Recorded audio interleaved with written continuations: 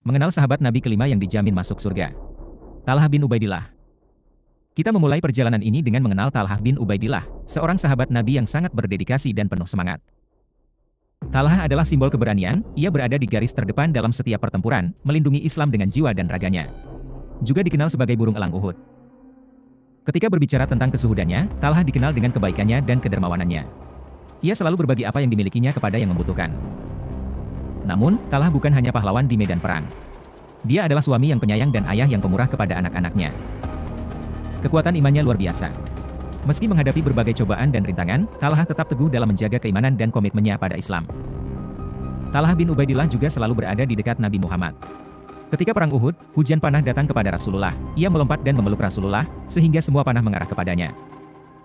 Sebuah perjalanan yang menginspirasi kita semua untuk menjadi lebih baik lagi dan melindungi orang yang kita cintai. Jangan lupa like, komen, dan subscribe.